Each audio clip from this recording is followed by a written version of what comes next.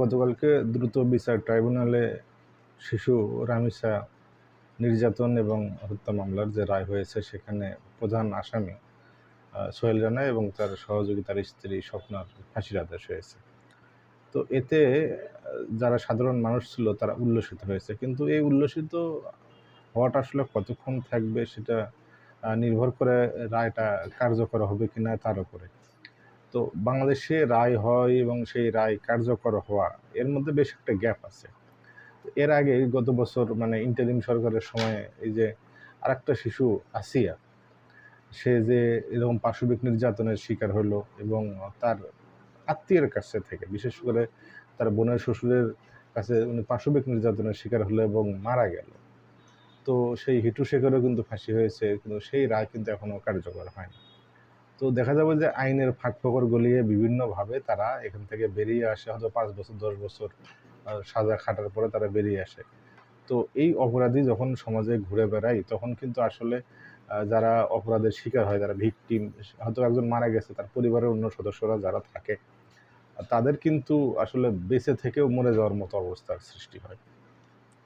তো সাধারণ মানুষের মধ্যে এখন এই প্রশ্ন এটাই যে এই শিশু রামেসা হত্যার মামলার যে রায় হলো, সেই রায় হয়তোবা উচ্চ আদালতে যাবে।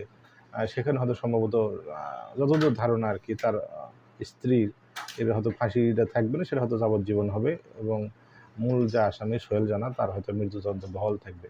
এই বহাল থাকাটাই কিন্তু মূল বিষয় না। এই রায় কার্যকর হওয়াটা হচ্ছে মূল বিষয়।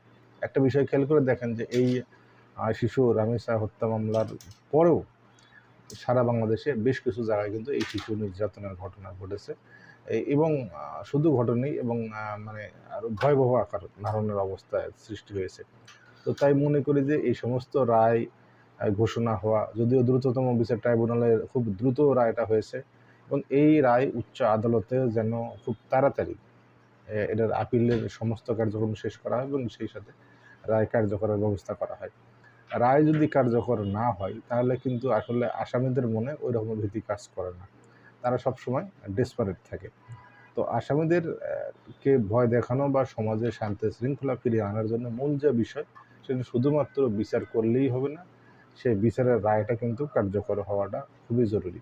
বিচারের রায় যদি কার্যকর না হয় তাহলে দেখা যাচ্ছে যে এই রায় হওয়া না হওয়া আসামির মনে কিন্তু কোনো ভয় ধরাবে না এবং সেই সাথে সাধারণ মানুষের ভেতরে যে আস্থা আসার কথা, সেই আস্থাটা কিন্তু কোনো মতেই ফেরত আসবে না। তাই মনে করি যে এখানে অতিমাত্রা সুশীলতা দেখানোর কিছু নাই। কোনো আইন কানুন, কোনো ঝামেলার কিছু মানে জটিলতা না করে এবং রায়টা কার্যকরের ব্যবস্থাটা খুব তাড়াতাড়ি